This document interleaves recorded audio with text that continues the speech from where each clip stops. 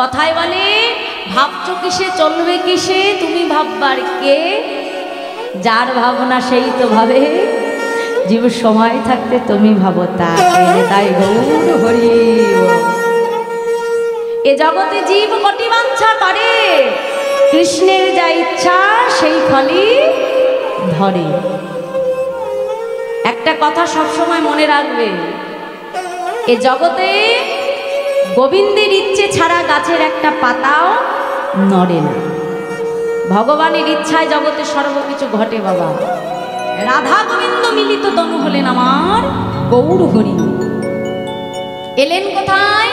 শ্রীধাম নবদ্বীপে। আর এই নবদ্বীপ থেকে আমার মহাপ্রভু সন্ন্যাস যখন নিলেন, বয়স তখন 24 বছর। সন্ন্যাসের পর পুনরায় আমার মহাপ্রভু ফিরে এসেছিলেন শান্তিপুরের অদ্বৈত ভবন। আর সেই অদ্বৈত ভবন হতে সচিমা তাকে আদেশ দিয়েছিলেন যে নিমাই, আজ থেকে তুমি শ্রীক্ষেত্র পুরী ধামে থাকবে। মায়ের আদেশে, মাতৃ আদেশে প্রভু এসেছিলেন শ্রীক্ষেত্র পুরী ধামে। আর সেই পুরী ধামের মাটিতে দাঁড়িয়ে অতি প্রাতঃকাল গৌরহরি জগন্নাথ দর্শনে বিভোর। এখন জগন্নাথ দর্শন করতে করতে ভক্তগণের দিকে তাকিয়ে বলছে, ভক্তগণ তোমরা সকলে আমার সঙ্গে বলো, কি বলবো প্রভু? তোমরা বলো, প্রভাত সময়ে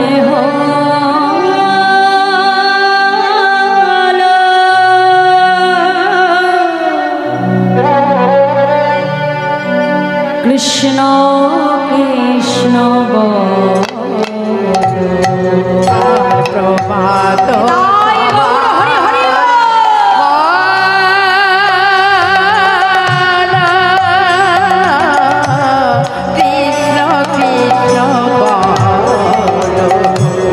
কৃষ্ণ ভজ কৃষ্ণ চিন্ত কৃষ্ণ নাম করসা নাম বিনা কলিযে গতি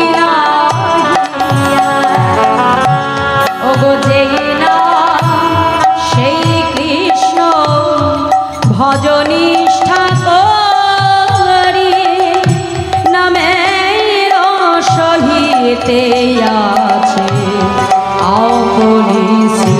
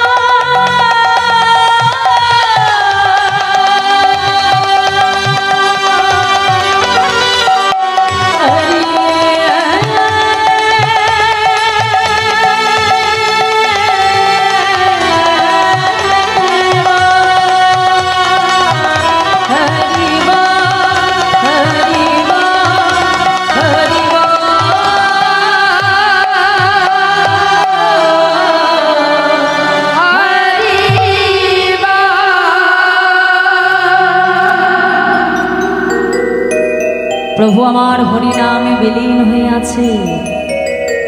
আর এমন সময় অগণিত ভক্তের পশ্চাতে এসে দাঁড়ালেন আর এক ভক্ত। সকল ভক্তকে সরিয়ে রেখে আমার মহাপ্রভু সেই ভক্তের কাছে এসে দাঁড়িয়ে বলছে, এই যে কি নাম তোমার? আগে প্রভু, আমার নাম গোবিন্দ ঘোষ। কোথা থেকে এসেছো? প্রভু, আমি যে সেই অব্রদ্বীপের মাটি থেকে এসেছি। কার কাছে এসেছো? দয়ামা, আমি যে তোমার কাছে এসেছি। আমার কাছে কেন এসেছো? প্রভু, আমি যে তোমার সঙ্গী হতে চাই দয়ামা। কে বললে আমার সঙ্গে? না না না না, আমার সঙ্গী হতে চেও না। কেন জানো? এ জগতে যেই আমার সঙ্গী হয় তাকেই কিন্তু পদে পদে দুঃখ কষ্ট সহ্য করতে হয়। এ জগতে যেই আমার সঙ্গী হয় তাকেই কিন্তু প্রত্যেকটা পদে পদে যন্ত্রণা আঘাত সহ্য করতে হয়। তুমি তো পারবে না। যাও যাও, সময় থাকতে তাড়াতাড়ি ঘরের ছেলে ঘরে ফিরে যাও। যেই না বলেছে গোবিন্দ গো, ছুটে এসে গৌরহরি চরণটা জড়িয়ে ধরেছে। দয়া গো, আমি তোমার সঙ্গী হব বলে আমার সর্বস্ব পরিত্যাগ করে আমি তোমার কাছে এসেছি। দয়া গো, আজ তুমি আমাকে ফিরিয়ে দিচ্ছ প্রভু।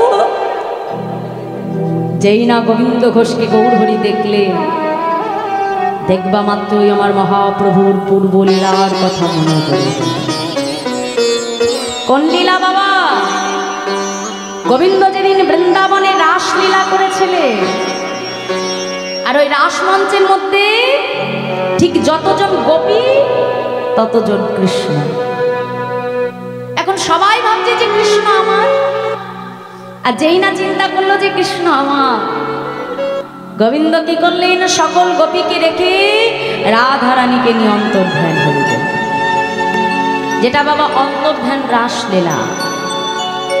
আর যেই না অন্তর্ধান হয়ে গেলে রাধারানী মনে মনে চিন্তা করছে, দেখেছো এত গোপী থাকতে বধূ শুধু আমাকে নিয়ে এলো, না জানি আমার বধূ আমাকে কত ভালোবাসে।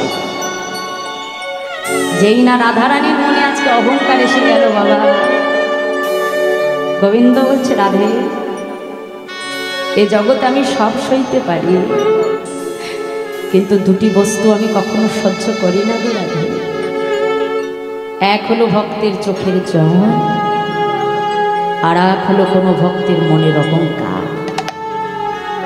আজ আমায় কাছে পেয়ে তোমার মনে অহংকার এলো রায়ধনী।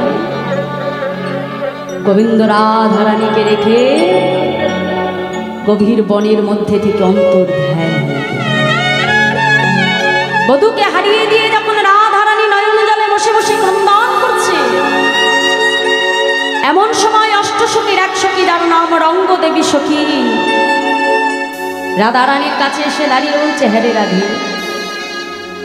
এই যে তুই বলিস তোর বধূ তোকে এত ভালোবাসে, হ্যাঁ রে বলতে পারিস? এত যদি ভালোই বাসবে তবে গভীর বনে তোকে একা রেখে সে কেন চলে গেল? রে রাধে, তোর বধূ যদি আর কোনোদিনও তোর কাছে ফিরে না আসে। রাধারানী প্রধান্বিত হয়ে বলছে, সত্যি আজ আমার এহেন দশায় তুই এমন কথা বলতে পারলে?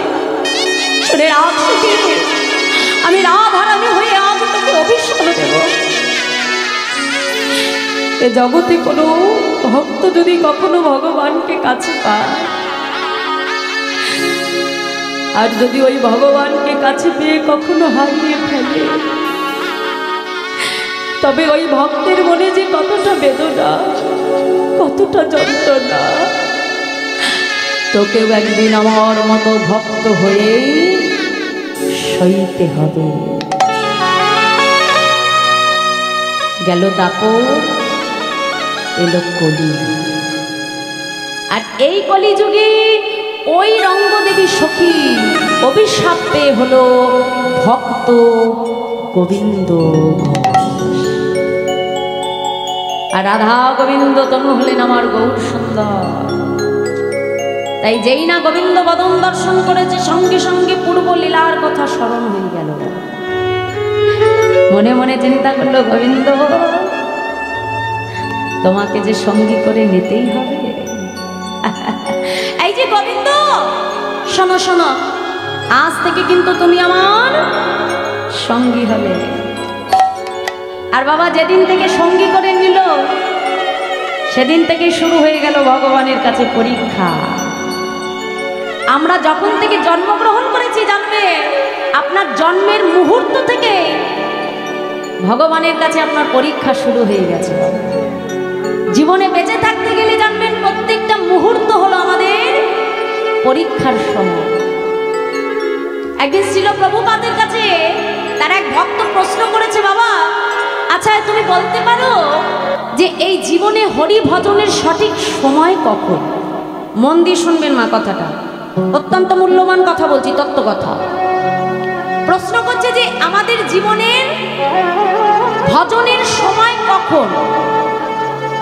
আমরা এই জগতে অনেকে মনে করি বাবা, দেখবেন ছোট ছোট বাচ্চার গলায় যদি তুলসীর মালা থাকে, যদিও মেদিনীপুর ডিস্ট্রিক্টটা ব্যতিক্রম সবার থেকে, সব ডিস্ট্রিক্ট থেকে, এখনো আমাদের সমাজে এমন কিছু মানুষ আছে গলায় তুলসীর মালা দেখলে ব্যঙ্গ করে, এই ছোট বয়সে গলায় তুলসীর মালা দিয়ে দিয়েছে। কি বাবা করে না? করে।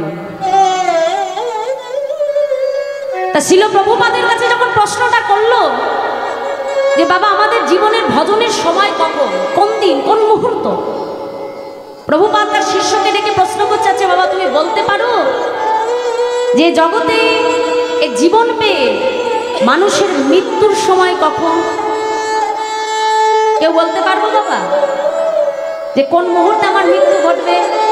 হয়তো এখানে হরি কথা বলতে বলতে আমার মৃত্যু হতে পারে মা, বাড়িতে কর্ম করতে করতে মৃত্যু হতে পারে, কিংবা দেখা গেল হরিবাসর থেকে যেতে গিয়ে আমার মৃত্যু হতে পারে, হতেই পারে। প্রভুপাদের কাছে যখন প্রশ্নটা রাখলো, শিষ্য কথাটা শুনে বলছে, বাবা মৃত্যুর আবার কোনো সময় হয় নাকি? হ্যাঁ ও বাবা, মৃত্যু তো যে কোনো মানুষের যে কোনো সময়ে ঘটে যেতে পারে। প্রভুপাদ তখন তার শিষ্যকে ডেকে বলছে, শোনো বাবা, এ জীবন পেয়ে, দুর্লভ জন্ম পেয়ে যেমন কোনো মানুষের মৃত্যুর কোনো সময় হয় না, ঠিক এই দুর্লভ মনুষ্য জন্ম পেয়ে তোমাকে জানতে হবে যে আমার জীবনের প্রত্যেকটা মুহূর্ত হলো আমার ভজনের সময়। নিতাই গৌর হরি বল, হরি বল। ভজন করতে গেলে যে তোমাকে তিলক মালা হাতে নিয়ে তিলক সেবা করে লোককে জানিয়ে লোককে দেখিয়ে তোমার ভজন করতে হবে তা নয় বাবা। তুমি বাড়িতে যখন কর্ম করবে, অফিসে যখন কাজ করবে, হাতে কাজ মুখে না। কারণ আমরা কখনো কোনো মানুষ বলতে পারবো না যে কোন মুহূর্তে আমার মৃত্যু ঘটে যায়। এই জন্য দেখবেন যারা প্রকৃত বৈষ্ণব হয় মা, বদনে কখনো আ কথা কু কথা বলে না। যতক্ষণ সময় দেহে নিঃশ্বাস প্রশ্বাস চলে, বদনে শুধু হরে কৃষ্ণ কৃষ্ণ কৃষ্ণ হরে হরে, হরে রাম রাম রাম হরে। সদা সর্বদা দেহের মধ্যে শুধু নামের স্ফুরণ হতে থাকে। কারণ যখন প্রাণটা চলে যাবে প্রভু, বদনে যেন হরি নাম বিনা আমার আর কিছু না আসে। তাই গৌর হরি।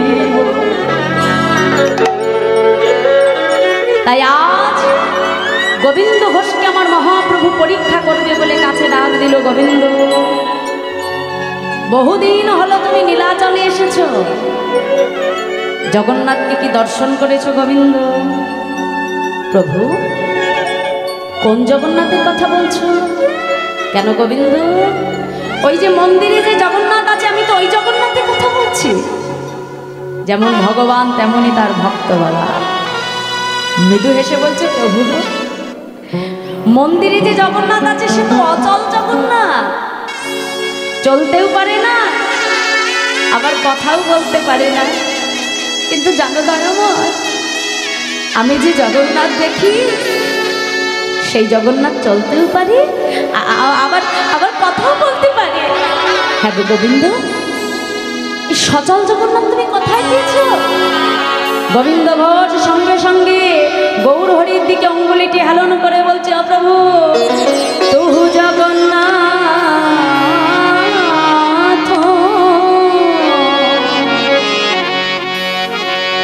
এই জগতে কাহা অসে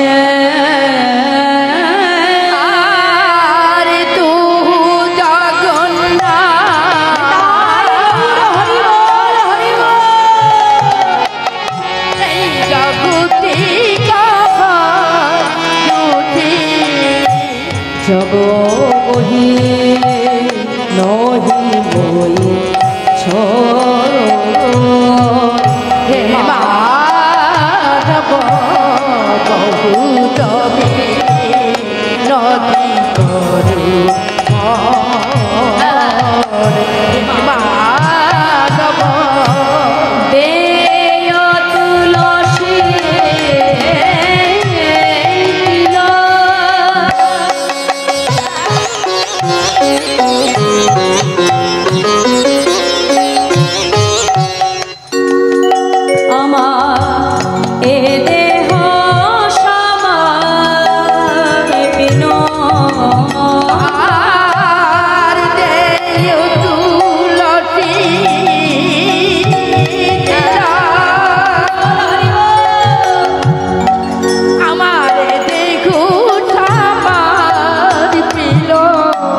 দয়া যেন না ছাড়ো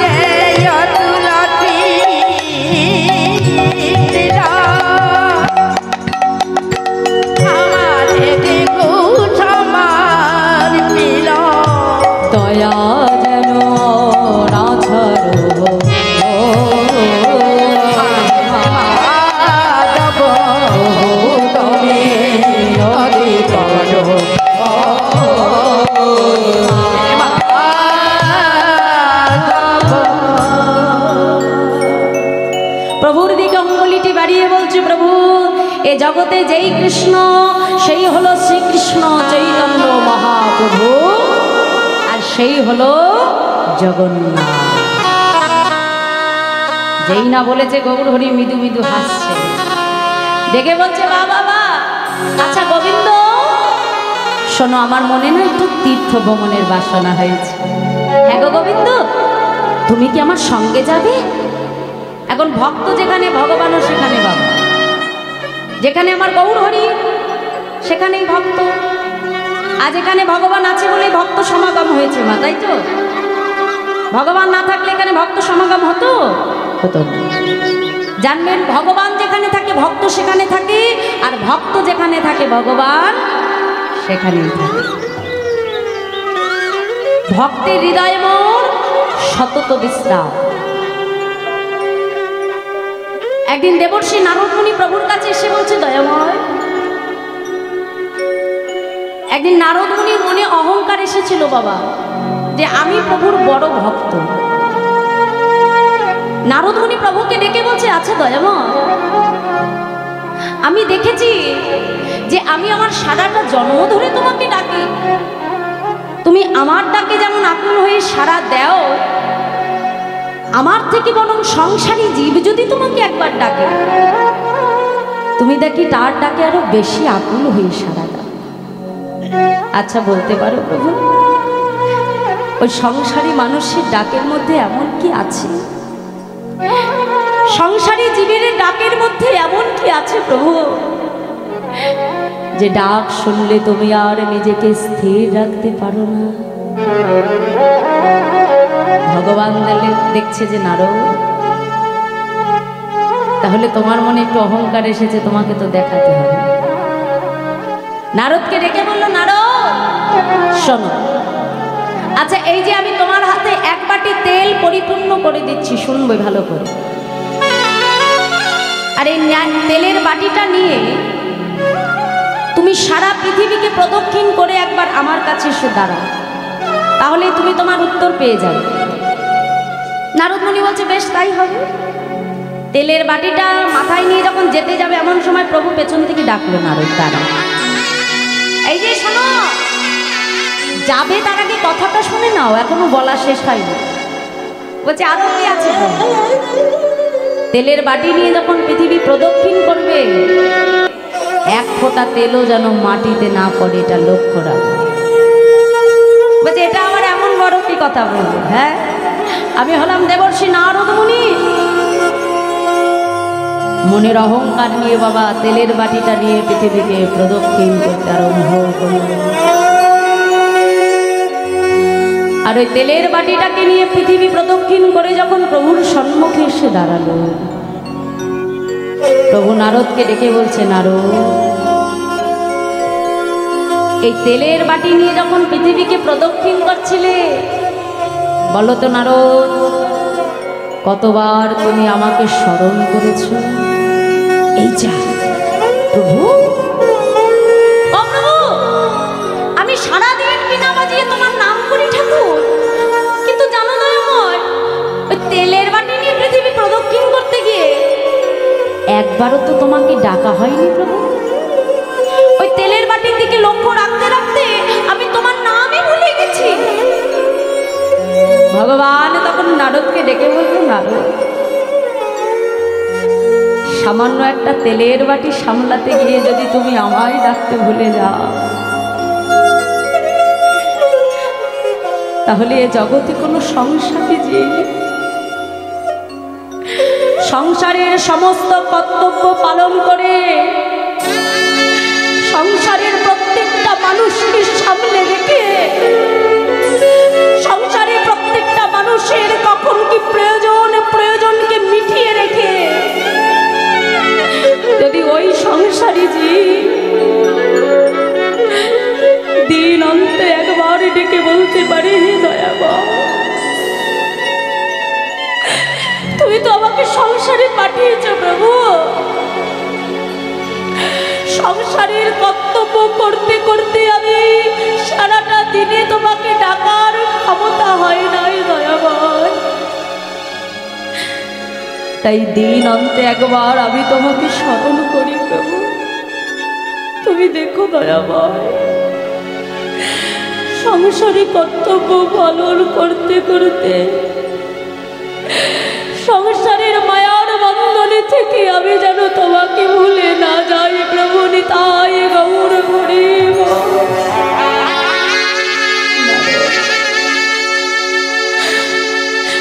সংসারের কর্তব্যকে পালন করে দিন অন্তে যদি কোনো ভক্ত একবার আমাকে নিজেকে সমর্পণ করে দেয়, আমি কি আমার ভক্তের ডাকে সাড়া না দিয়ে থাকতে পারি না? দেবর্ষি নারদ মুনি ছুটে এসে প্রভুর চরণটা জড়িয়ে ধরল। এবার আমি বুঝতে পারলাম যে সংসারী জীব তোমায় ডাকলে কেন তুমি এত আকুল হয়ে সাড়া দাও। আজ গোবিন্দ ঘোষ সঙ্গে লয়ে অগণিত ভক্তকে সঙ্গে লয়ে প্রভু তীর্থ ভ্রমণে বাহির হলো বাবা। যেতে যেতে গোবিন্দ ঘোষকে ডেকে বলল, গোবিন্দ, তুমি যে আমার সঙ্গে যাচ্ছ, তোমার মনে কি কোনো বাসনা আছে? গোবিন্দ ঘোষ বলছে, প্রভু, দয়াময়, বাসনা আবার কার মনে না থাকে বলো প্রভু? দয়াময়, আমার মনে একটা বাসনা আছে। গৌর হরি বলছে, শোনো গোবিন্দ, বাসনা শুধু তোমার একার মনে নেই, আমার মনেও আছে। দয়াময়, তোমার মনে বাসনা? হ্যাঁ প্রভু। বেশ বেশ, তাহলে তোমার বাসনাটা আগে বলো, তারপরে আমার বাসনাটা বলবো। সঙ্গে সঙ্গে গৌর হরি গোবিন্দ ঘোষকে ডেকে বলছে, ও গোবিন্দ, আমার মনে কি বাসনা জানো গোবিন্দ? শোনো শোনো, আমার ভরসা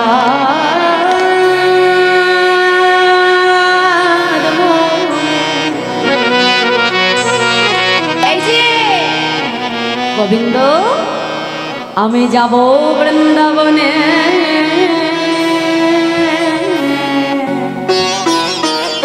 আর বৃন্দাবনে যে কি করব জানো? মুখে বলবো রাধা না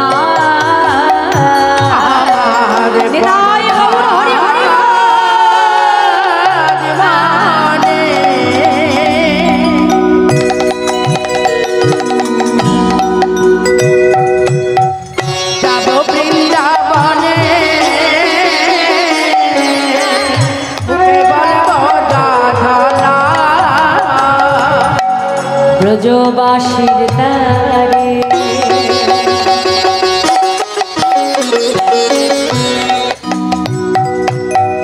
মাধুপুরী করে বেড়াইব ব্রজ ব্রজবাসীর দ্বারে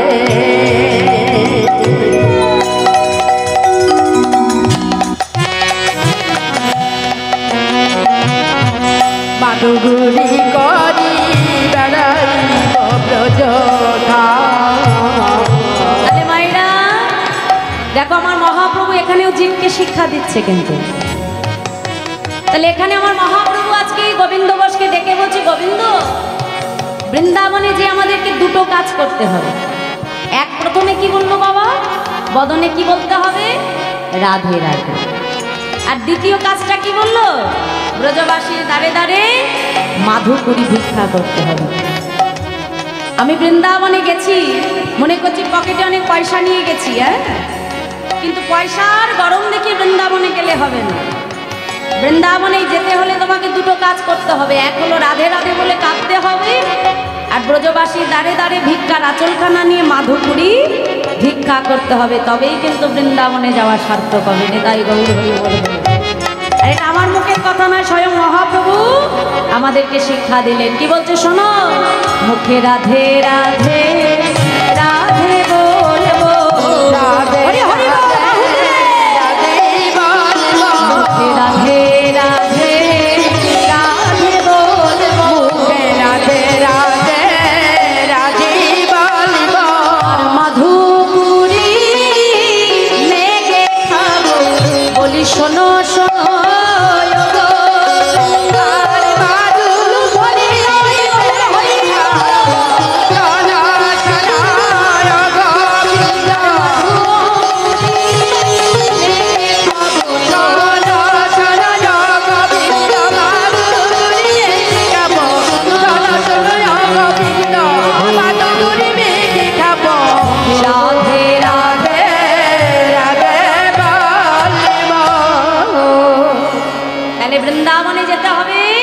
বদনে রাধে রাধে বলতে হবে, আর মাধুকরী ভিক্ষা করতে হবে।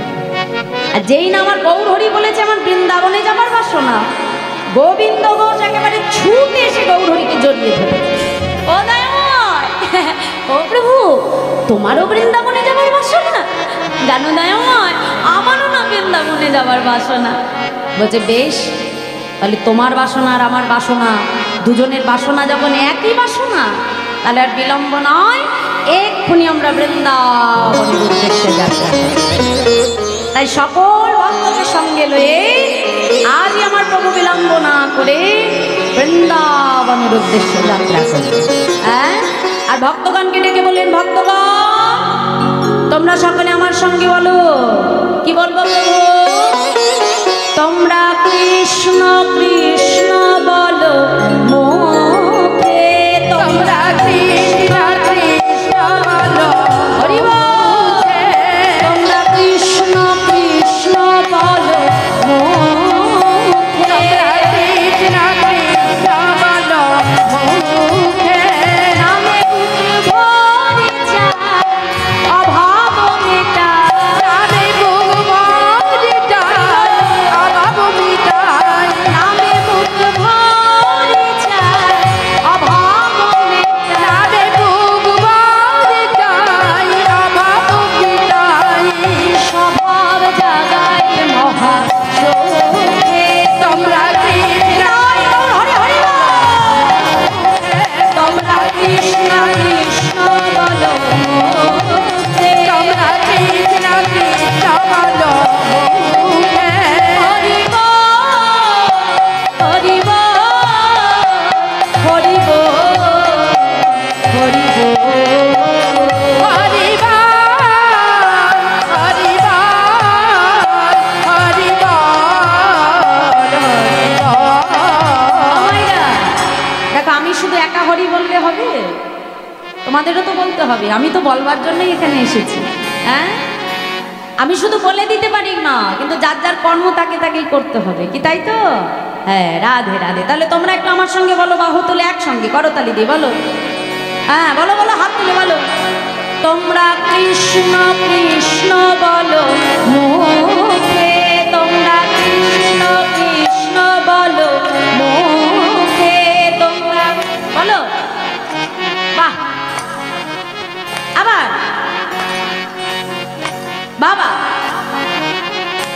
হরি বল হরি বল হরি বল হরি বল বলো।